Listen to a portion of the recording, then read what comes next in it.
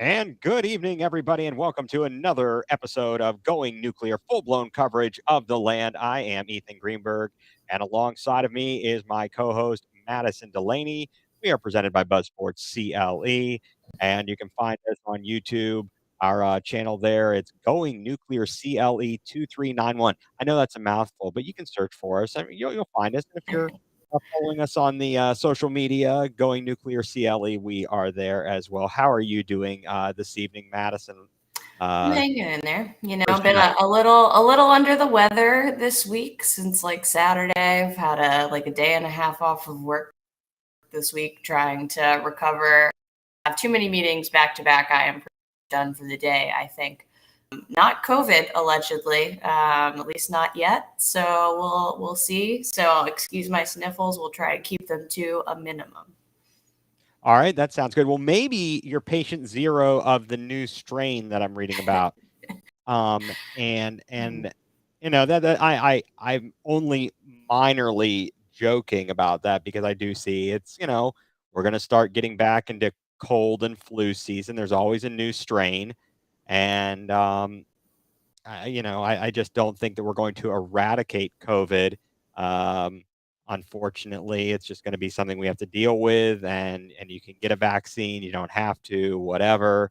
Um, but yeah, I am sorry that you're not feeling well. That is no good. As I told you, I will try and run my big fat yap as much as possible. Give your voice a little bit of a break there. Appreciate you being here, and appreciate everyone who is tuning in to us here via our YouTube channel, following us on Twitter, on Facebook, etc.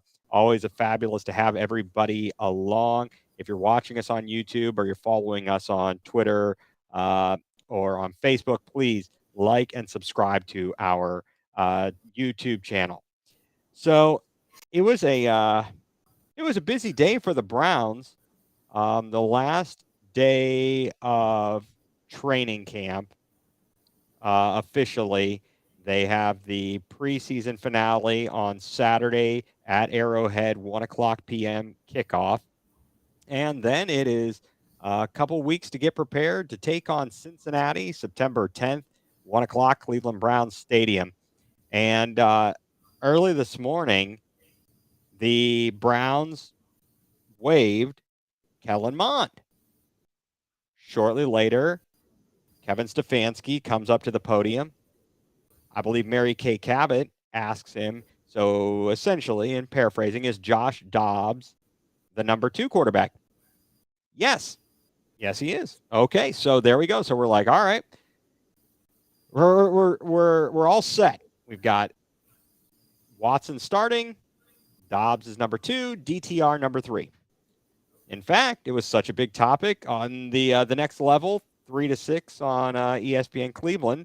The poll question on Twitter. Well, it's Thursday, so it's really I don't know if it's Twitter Thursday or poll Thursday, but they take there was a question out there of should DTR be the backup? Yes, no, something along those lines. I said, in my mind, I don't know about you, Madison, but in my mind, I say, yeah, you know what? I like that. I like having DTR as the third string, not because he doesn't have a high ceiling, but because Dobbs has more experience. He's played in a playoff game. I just like his steady hand back there right now. And what we're seeing of DTR, I think it is a very good showing in the preseason. However, it's hard to tell when you're not matched up with the ones, when the defenses and offense are showing vanilla things. I like how he's played, but that was my feeling on it.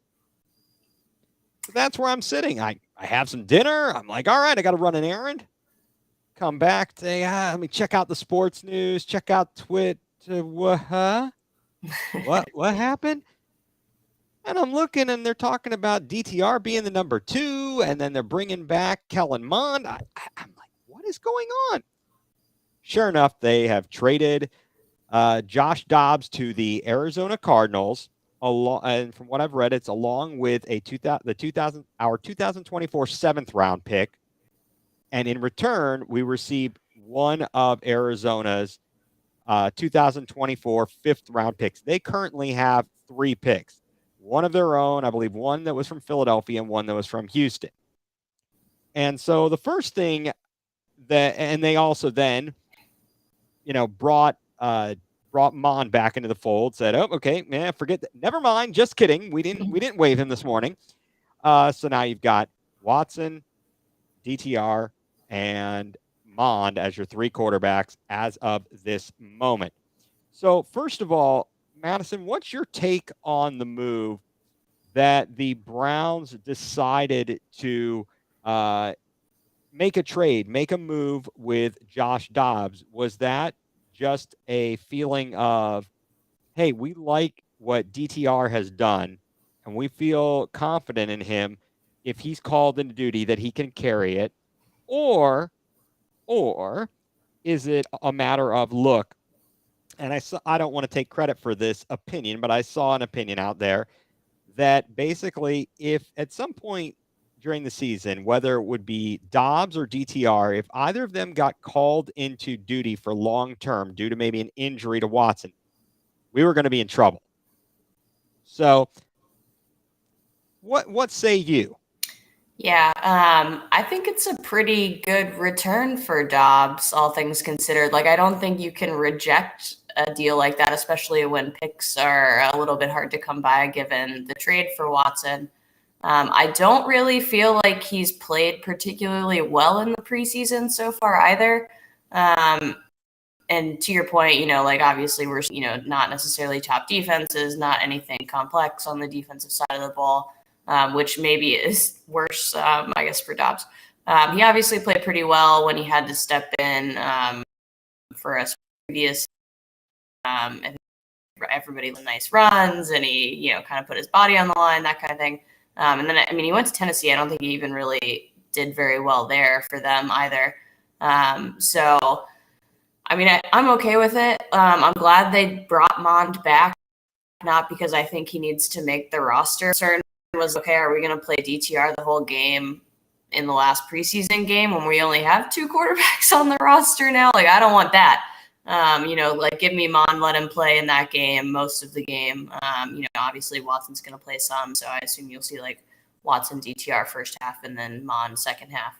But I don't want my second string quarterback playing a whole season game if we're only carrying 2. So I'm okay with it. I know, that Watson and him were boys, and I assume hopefully there was a little bit of a communication about that possibility. And I assume they also am about giving him the chance to potentially start somewhere, which it sounds like he has a chance to do. It doesn't seem like they're sold on our old buddy Colt McCoy. Right. Yeah, absolutely. I would agree with you completely about that, the Colt McCoy read on things. And it's very, very interesting what is going on out in Arizona. But on our side of things, I also would have to wonder. I think that you're right. It was a good opportunity to get a draft pick because we need more draft capital coming up. You never know. They seem to have a way about at least being able to leverage. While we're not getting back into the first round, we leverage some of those late round picks to be able to move into the middle rounds, the third and the fourth. And they found some pretty good players in those middle rounds. I've got to give them a little bit of credit there so far.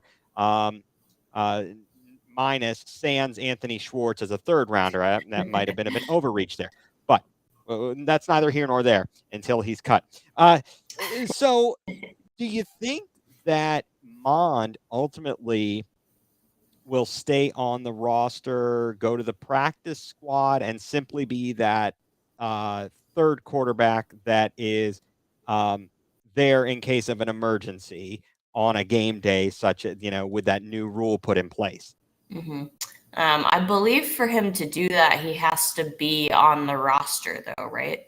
He doesn't count against the roster. He has to be on the roster and not. You may be correct, and that would be interesting. Maybe they're not. Maybe they want to free up another roster spot. Yeah. To be able to have one of those guys that's kind of on the bubble. Maybe this is a question of of Watkins. Yeah. Maybe this is a question of Ronnie Hickman. There are certainly going to be some interesting moves that are coming up here. I don't know how many players are going to either A, hurt themselves, or B, help themselves in this game against the Chiefs on Saturday. I think that it's no surprise, and this is not something that hasn't already been said by everybody else, but person who's got the biggest weight on their shoulders coming up on Saturday, I would have to say, is Cade York. Other than, well, he's got the most on the line, because if he blows any kicks, it is quite conceivable that the Browns are then forced. Their hand is forced, if they weren't already planning on doing it, on bringing in somebody else.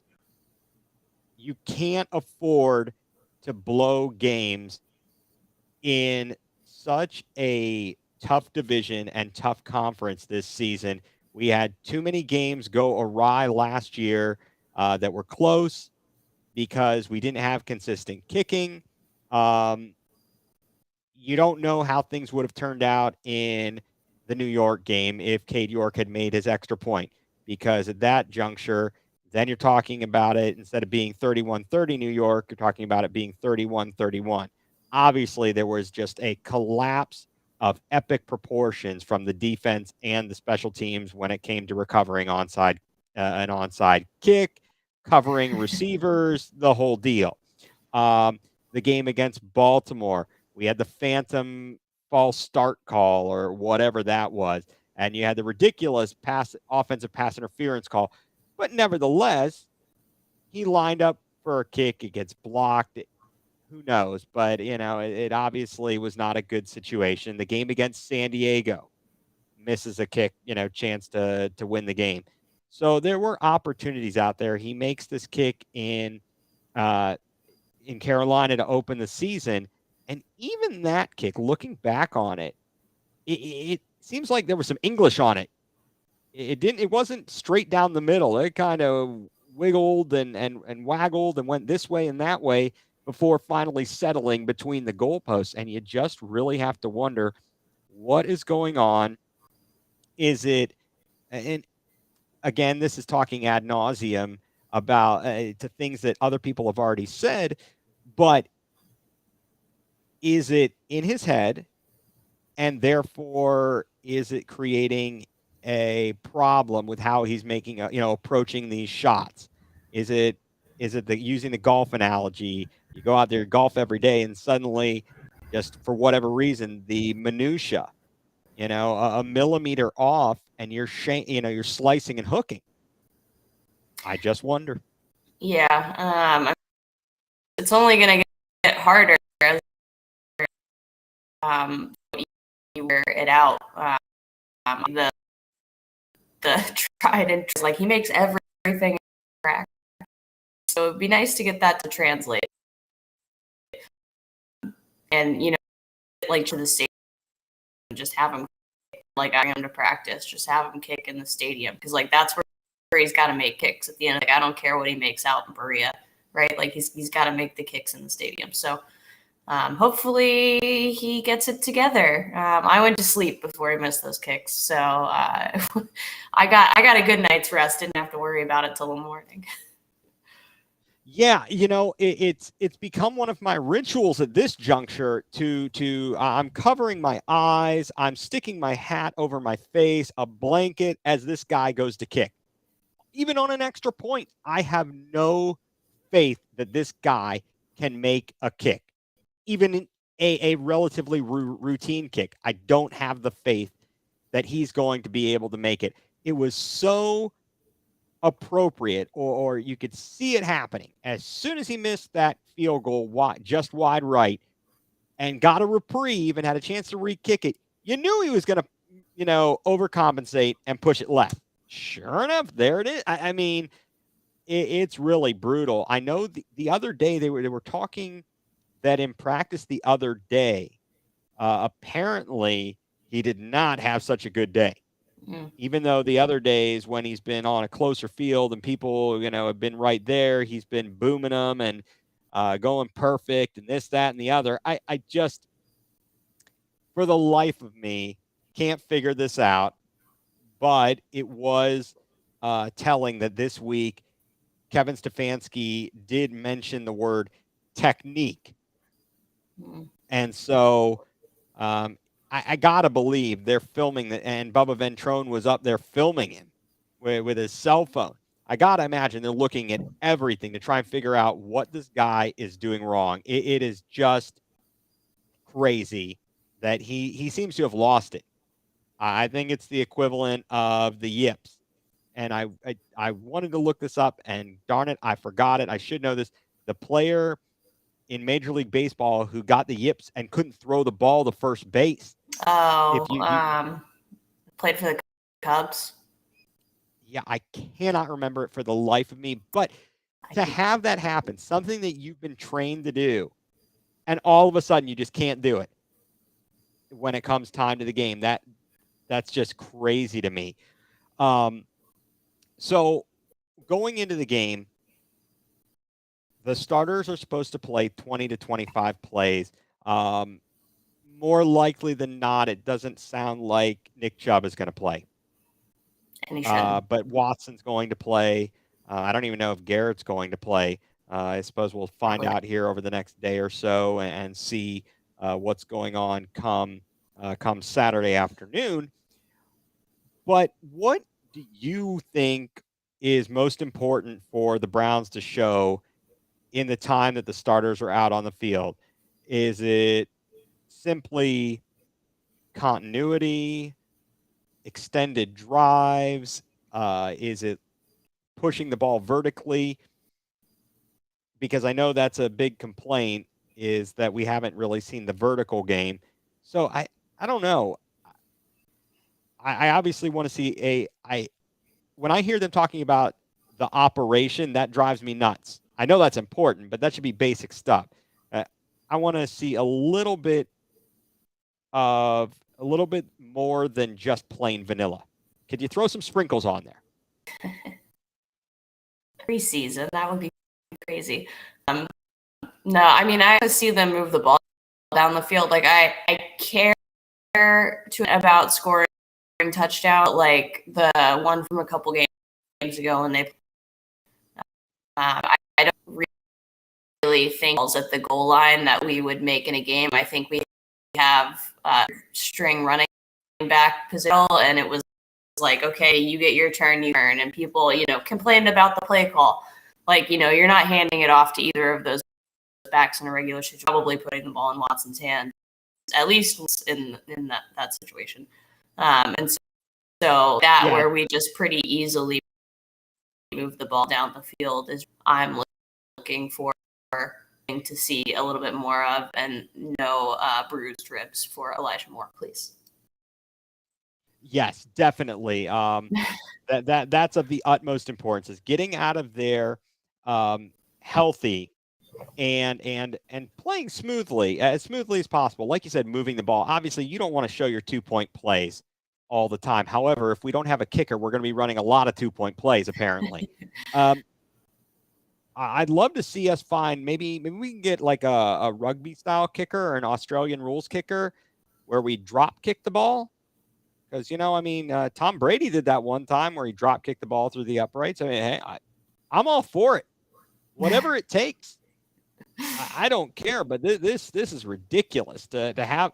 Why can we not seem to find a kicker in Cleveland since Phil Dawson?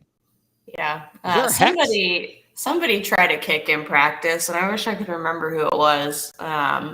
It might have been. It was was it DPJ or Jakeem? Why do I think it was like I saw and it was terrible.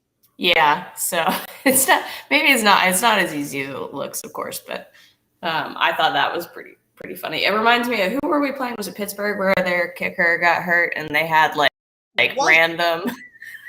Yes, that is exactly right, and that is the point. It's although it's not. I agree completely, wholeheartedly. It is not as easy as it looks. It is a skill. and you have to train to do it. But the thing is, you have trained these people. They get these precious jobs in the NFL, and you've been doing this for however many years, and suddenly you can't make a kick. Something goes awry, and I just don't get it. I would love to find out or hear from Stefanski or somebody, Bubba Ventrone, talk to us about what they are doing outside of simply having repetitions for Cade York, what they're doing for him to try and get him righted.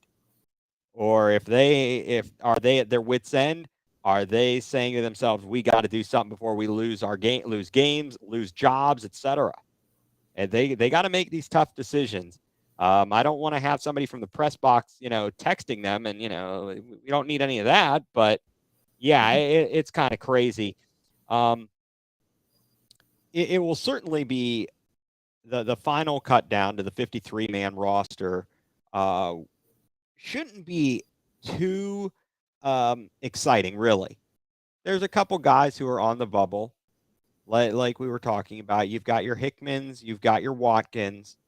I don't know that anyone like Diabate. Yeah. Mohamed Diabate. I apologize. Good call on that, because he has really played well. He's one, maybe if you didn't put him on the active roster, you could slip him through to the practice squad. Yeah. I think it might be a little more difficult to get Watkins through. Yeah.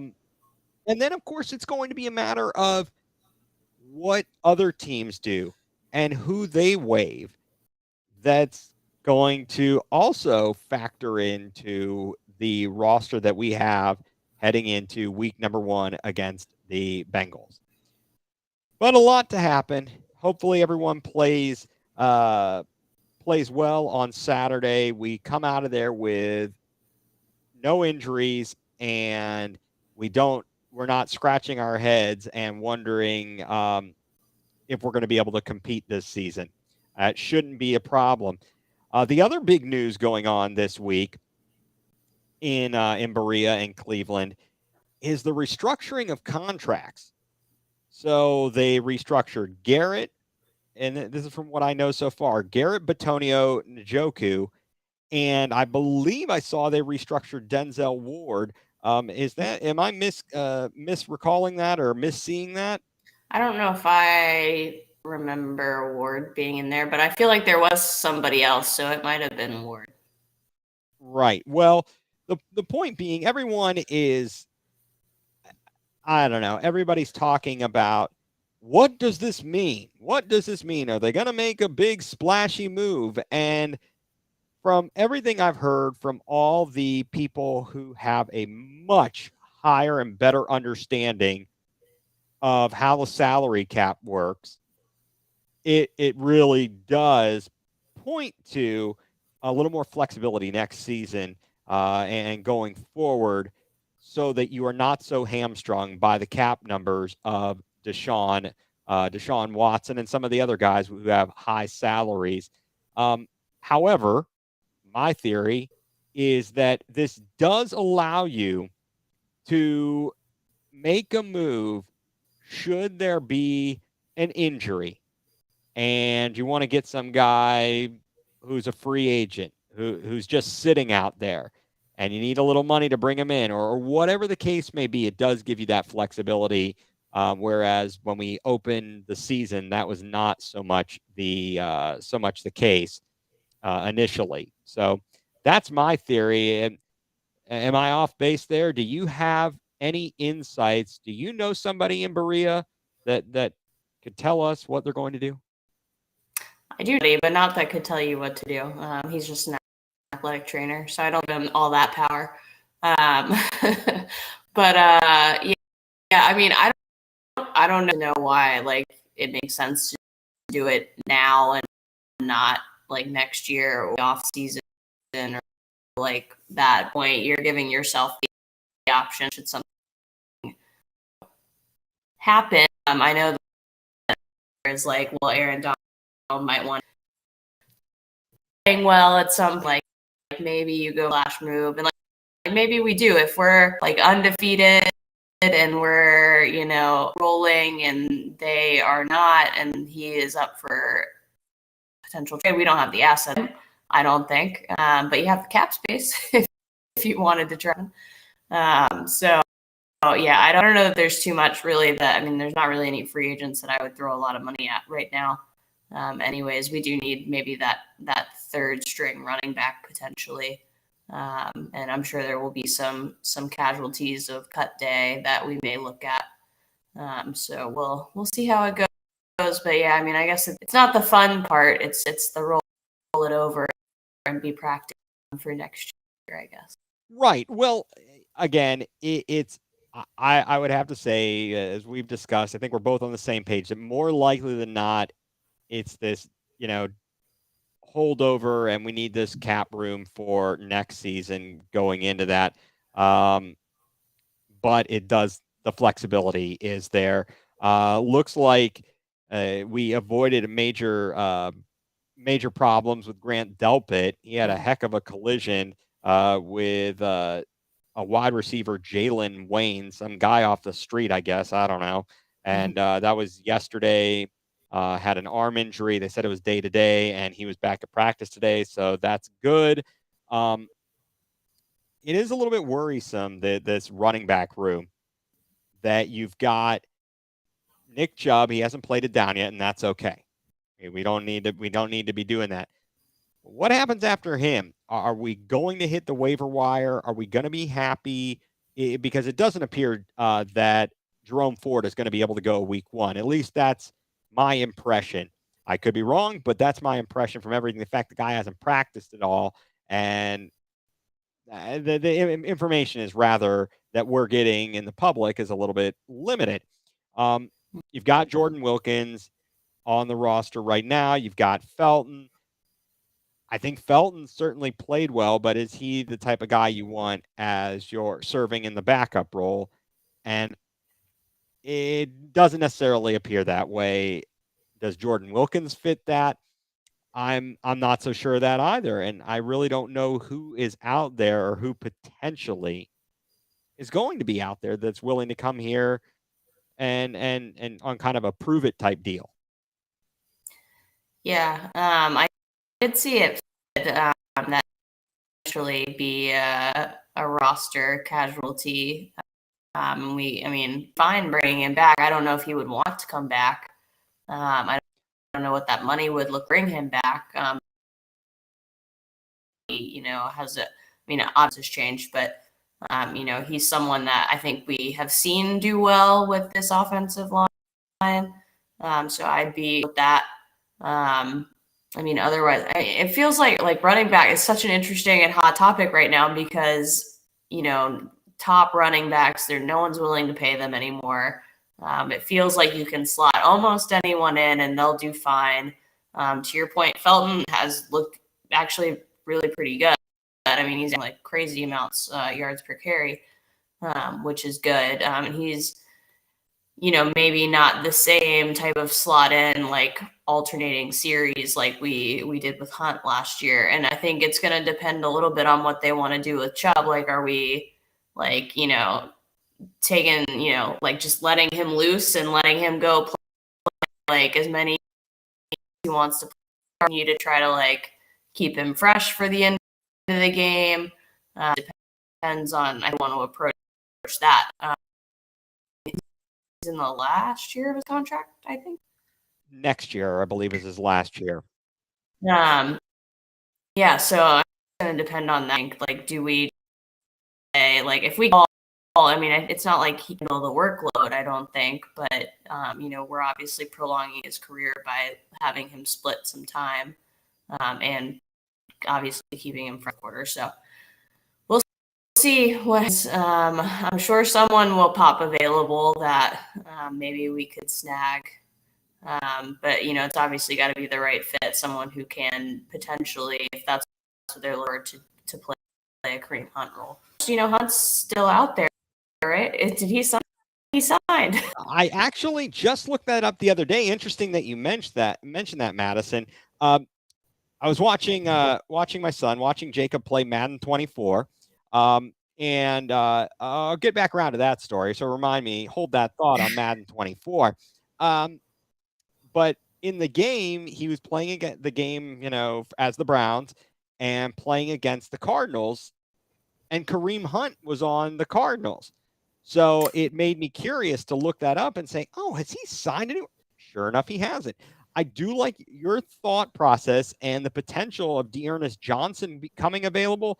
That to me is very intriguing because he already knows in theory, he knows the system. Although they're probably going to make some changes with Watson at the helm, I think that he would be a good fit, and he could see it as a real opportunity because he really wasn't being used as a 2. He was being used as a third back and wasn't getting any playing time. But whenever he did, he cashed in. Yeah, he cashed in. I like that guy, and would welcome him back. But hopefully he finds a landing spot here or elsewhere where he can succeed.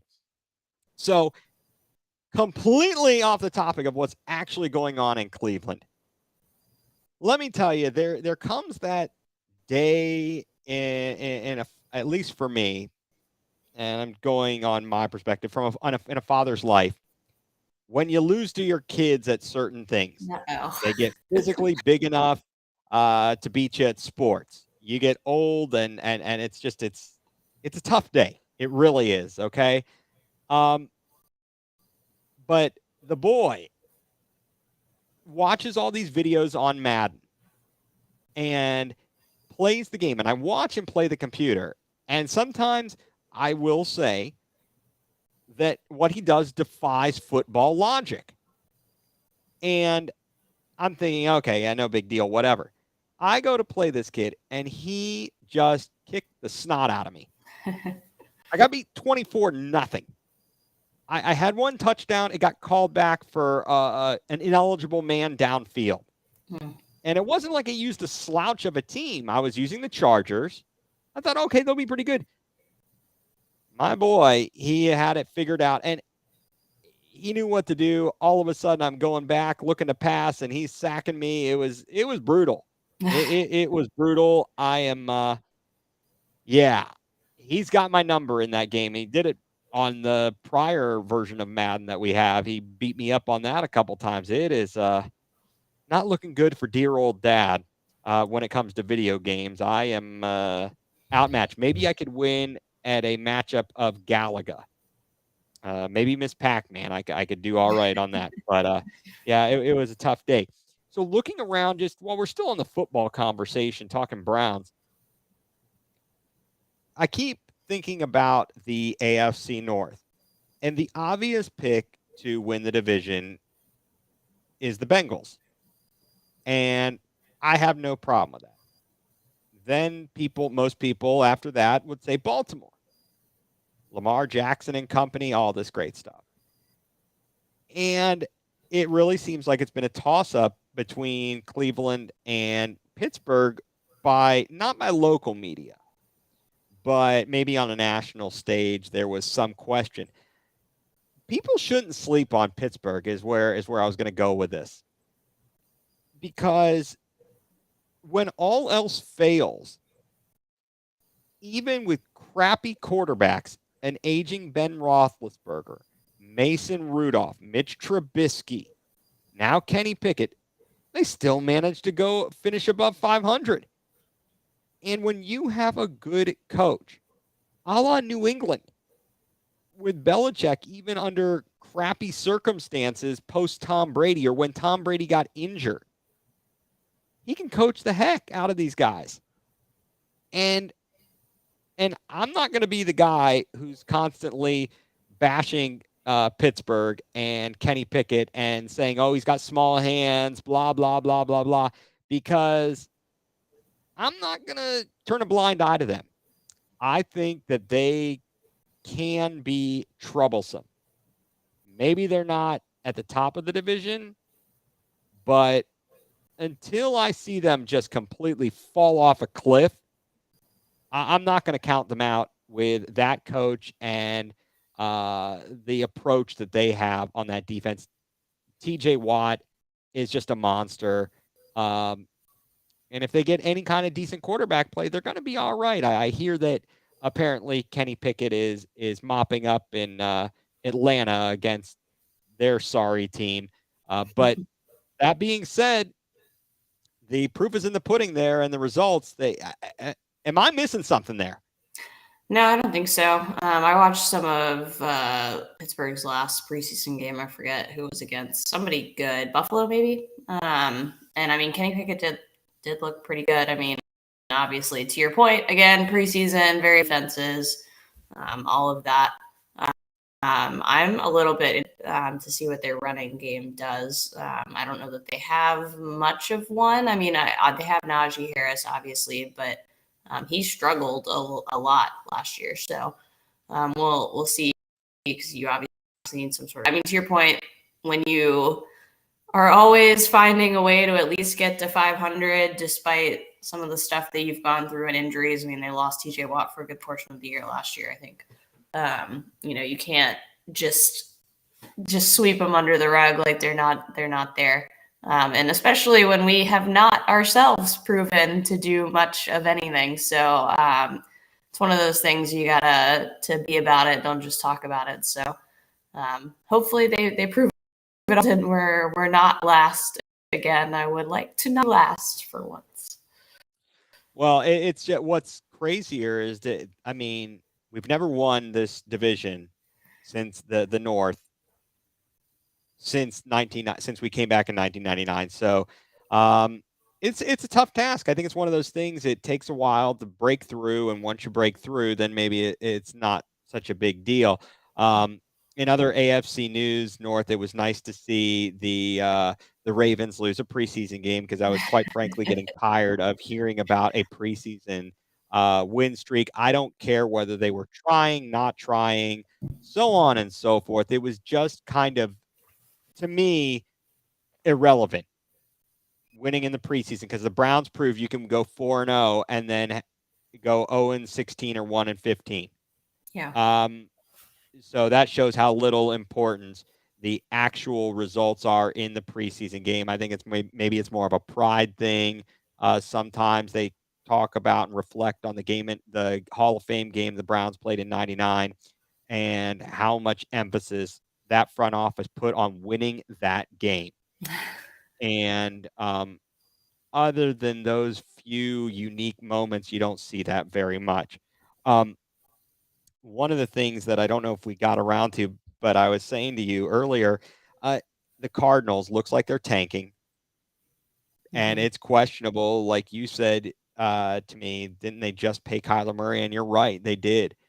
But maybe they don't have much faith in him. Maybe they see they see his limitations.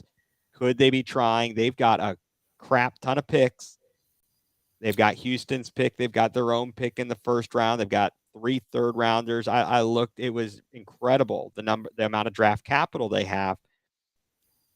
And could they be trying to position themselves to move on from Kyler Murray and get Caleb Williams at this point, who seems to be the top college prospect? So A, could they be trying to do that? But B, how good are these quarterbacks that are coming out from the Lincoln Riley system? Are they a product of being that darn good? Or was it the conference they were playing in, the Big 12, where nobody plays defense? For when you look at Baker Mayfield and Kyler Murray, Jalen Hurts started in the SEC. He did go play under Lincoln Riley, but I don't know how much he developed under, how much that was a Lincoln Riley effect, so much that it was a Jalen Hurts effect, and he was in a situation. I mean, certainly his successor also made it into the NFL from Alabama. And you look at Caleb Williams, is he going to be a potential bust? Is he as good as everybody thinks he is? Or is he a product of the competition and maybe the type of offense that Lincoln Riley is running? Yeah, I guess to the first point, I didn't really think about it when we were talking earlier, but I guess the Kyler deal did come before the coaching change, if I am not mistaken. So that You are obviously correct. plays into it a good bit, I'm sure.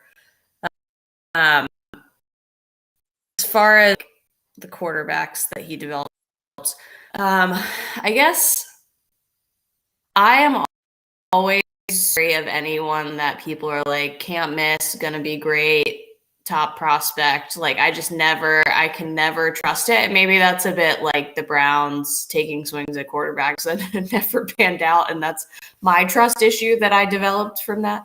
But I do like Drake May plays right down the road, obviously at Carolina. He's the other top quarterback prospect. I do think he is as good as advertised, and I think that's in part because team is not as good, and he elevates his team.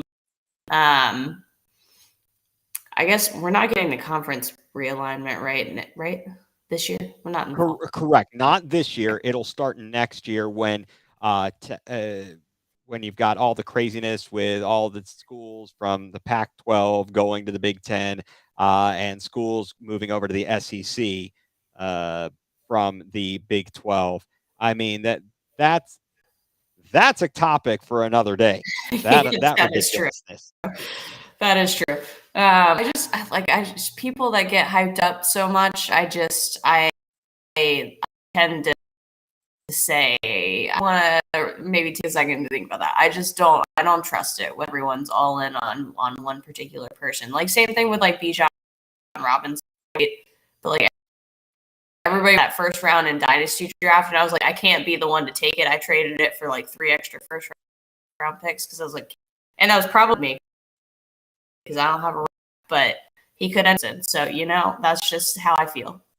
It's the Browns that made me feel that way, but I feel. And that's not a problem at all. It is very, very telling and interesting when you look back at all these draft prognosticators over the years about the people that they said were going to be great and are complete busts, the people that they said were going to be busts and are great. The Trey Lance thing, that's a comedy. That's comedy 101 right there. And they in San Francisco, because of the other pieces that they have, they are kind of lucking out, finding Brock Purdy. And he's not even, I wouldn't even say like this amazing quarterback, but he's certainly good enough in that system. It just shows to me how bad Trey Lance is and how much of a reach that was. But moving on, because there are other teams in town, amazingly enough, I want to give a little more attention to the Cavs, but I just want to say about the Guardians as their season is kind of unraveling. They got swept in the double. They finished yesterday night's game this afternoon, losing to the Dodgers in game one of the doubleheader, and they also dropped game two. And for whatever reason, and whatever you want to say about the moves that were made or weren't made by the Guardians at the trade deadline over the season, leading up to the season, whatever over the years, um, things are unraveling. They're still technically in it, so I'm going to watch and I'm going to follow them until they're no longer in it. But it's rather sad and disappointing when you look at it. And I did some research, and it ticks me off to see that the Dolans are near the top of net worth of ownership in Major League Baseball. They're worth approximately $4 to $5 billion. I would love to look at their books and find out what is going on and why they are, in my opinion, so stinking cheap and cry poverty about their ability to sign big contracts. It is a difficult way to play baseball and compete when you're not willing to spend on proven players. Rather, you are looking at prospects, which I think is great. You've got to have a good farm system. That's important. But they get a lot of these guys, they take flyers on them, hoping, hey, if they do, they're playing for a bigger contract. a la Josh Bell, and I'm trying to think who we've had. I'm sure there's been other people in recent years we've brought in and said, "Hey, you come in, you play well, you can go somewhere else, get get a big fat contract, whatever it is. You've got nothing to lose coming here." It's just it's beyond bothersome for me and frustrating as a fan. I feel like unless I'm missing something, and maybe I am because I don't know all the intricacies of their business and where their money is. But when I see that they are near the top of all Major League Baseball owners, and then they want to be as cheap as they are, yet expect people to come out to the ball game, that ticks me off to no end. So it is what it is. And the Tito Francona stuff, obviously, I guess we'll just have to wait and see on that.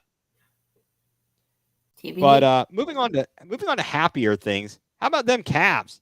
How about them Cavs? The schedule came out. Mm-hmm. We've got 9 nationally televised games. A few of those are on NBA TV. So, but they count as quote unquote national televised games. I saw at the top of the list, of course, you've got the Lakers and the Warriors, and I'm Warriored out. I'm Lakered out as it is. And yesterday, the ESPN projections came out. They projected the Cavs to finish third in the East, 50-32. So pretty close to what they finished last year in terms of record. And also, am I remembering correctly? Did they get the 3 seed last year, or were they the 4 seed? They were 4. They were 4, and this year I think they've got them jumped above Philadelphia. Philadelphia is an absolute wreck right now. That is a train wreck for sure. That is not a good scene there. I think Boston and Milwaukee are going to be tough, but I think the Cavs could fight for the top spot and be in that conversation throughout the year. I don't think it's going to be a runaway for Boston or Milwaukee for sure. It'll be interesting to see how the new pieces fit into the current rotation. And one of the people I didn't see this, but I guess you saw this. Max Strus dunking on our man Jared Allen. Yeah, it was a nice dunk, a drive and a dunk, for sure. I didn't know he could do that, but then someone was posting clips of him in college. I guess at DePaul, I think is where he played, where he had a nice dunk there too. So he's multi-dimensional. We didn't even know we got a multi-dimensional guy. Yeah. What do you think about the starting rotation? I know it's early. We've got a while to go before we're really getting into the nitty gritty of the Cavs season. But who do you think is going to be in the starting 5 along with Garland, Mitchell, Mobley, and Allen? Is it gonna be? Are they gonna turn to Okoro for his defense, or are they gonna go to someone like Strus or even or Niang possibly as an alternative for that small forward position? Yeah, I think with the money you pay Strus, you're definitely looking to start him for sure. And then obviously the other 4 guys, they're pretty. No matter what we try to ship Donovan Mitchell off to New York early before. Oh my gosh. Yeah, that I swear, do you get the randomness in your like you go to Google and it lists certain news stories or things like that, and then you see the thing, it's like some jabroni writing a blog about Garland goes to the Knicks, and it's if you actually clicked on it, it's some ridiculous scenario of how they end up with making a trade. I can't stand it. I just can't stand it. I know I've griped about it before. I did see that they projected Evan Mobley third for or fourth for Defensive Player of the Year and third for Most Improved Player. For I think he should be right up there this season for Defensive Player of the Year. He has been the past 2 years, and he's going to be. It's going to be tough. I think he's going to make a big jump between year 2 and year 3. Um, in my opinion, and I'd love to hear yours, I think that he's got to more consistently develop that jumper, and he's got to, but at the same time, he's also got to get a little stronger in the post. Yeah. I mean, the strength is a big one. And I'm not like Giannis, when up as a rookie into what he is now. Like no matter how hard he's working, it doesn't just happen without the use of like steroids. He doesn't get muscle like Giannis has in 1 or 2 off seasons. And he's working. I'm sure he's working. There was some good film of him hitting some of these against, and like that, which is what you want to see. And I think he had a step back at one point, so he's looking like he might be comfortable behind the 3-point. Hey, I would take it. I mean, do you remember the times that Zydrunas Ilgauskas stepped back and hit the corner threes? I mean, that guy was You can get that. And not taking threes. You got to have someone to space the floor. Yeah, we've got to get some tenacity on the boards. I want some tenacity. I mean, this might be, during your younger years, but Tyrone Hill, heck of a rebounder, heck of a guy to bang on the glass. He didn't do much else, but he was a heck of a rebounder. We need a guy like that. He was kind of like, I would say, like a Cavs version. He was our nitty-gritty guy, kind of a Rodman-esque type thing. But we've got to get somebody who's just going to be unafraid on the boards. Yeah. And we'll throw down with some folks and get the rebounds. We have got to. I'm not going to use the old cliche that we're soft, but I do think we could be tougher. And that goes for physically as well as mentally. Yeah, that was one of the strays that Jared Allen caught with the Strus dunk. Obviously, he did get dunked on, and people put comments like, "I didn't realize the lights were so bright, Jim." And like, my thing is, I mean, first of all, like Jay is never afraid to get dunked on. And like that takes more mental fortitude than making a business decision and like stepping out of the way so you don't end up on her. Like, in my opinion, that shows more mental toughness to take a chance at a block and knowing you might get posted. So like that comment really did not enjoy that. So keep to yourself, Browns fans. Oh my gosh! And I mean, you've got to see this on your timeline too, on your feed, on Threads, or on Twitter, or whatever it's called now. Yeah. Just the people that go ballistic for each of the fan bases. I struggle with this. The negativity that surrounds each of these franchises is just crazy, and every move and every critical comment, it's absolutely nuts to me. And something that we can discuss a little bit more next week. Ohio State getting ready to kick off the season. They are going to open up in Bloomington, Indiana, taking on the Hoosiers. As of right now, we've got no word on a starting quarterback, as Kyle McCord and Devin Brown are battling it out. McCord, a junior, Devin Brown, a sophomore. Both are 4-star recruits. This is going to certainly be interesting to see what happens if you go with the philosophy that if you've got 2 good quarterbacks, you actually have 0 good quarterbacks. Yeah. Will it matter though? Stay tuned. Yeah, I think it's really going to matter in about 3 games. It's going to matter against Michigan. It's going to matter against Notre Dame. And I would have to believe it's going to matter against Penn State. I think those are your games. And I'm not even. And we talked earlier about not sleeping on the Steelers. Don't sleep on Wisconsin. Don't sleep on the Badgers. I like Luke Fickell as a coach. He did a heck of a job at Cincinnati in building that program up, getting them into the CFP. I would not sleep on them. They are certainly very capable. So, with all of that being said, we've got a lot. We've covered a lot of ground. We've got a lot to talk about, of course, next week, and we are still chasing down. Hopefully all will be well over at the Arnold house, and we'll be able to bring on Kevin Arnold. He's a co-host of the Voice of the Land podcast, and he's also at ESPN Cleveland. He hosts Friday night high school hysteria along with Dale Davison's son, going into his senior year. Demarion Witten, top of the class, is going to be a Buckeye next season, and best of luck over there. So hopefully we will have him join us next week.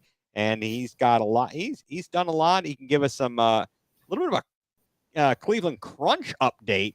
Let's not forget about the Crunch. I know it's indoor soccer. Not as many people really appreciate that in town, but hey, I do. I've even got a jersey. I was there for some championships. I did actually see a championship in Cleveland, or two championships before 2016.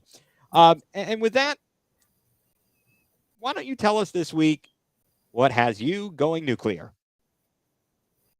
To throw it back to the World Cup one time, I am sure it's made the rounds. It was TV Spain to give a little bit of one. Players want their coach fired. He's inappropriate. He was actually caught groping coach on.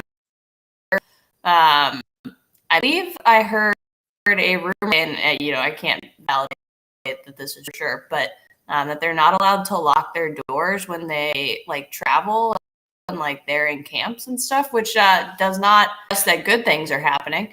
And then, of course, the president of the federation, who said, no, we're not going to fire the coach. We like the coach.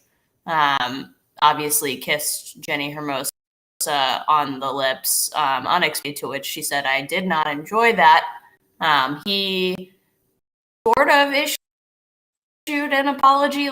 I would say he issued a statement. Spain, the federation, issued a statement from Jenny Hermosa, allegedly, that was not from her, saying it was okay with it. She had on her own with her team. No, that is not what I said. So they just issued it without her signing off on it at all. And he is set to resign tomorrow, thank goodness. Hopefully that is actually going to come to fruition. Hopefully they fire the coach and they realize that the players won them that World Cup, not them.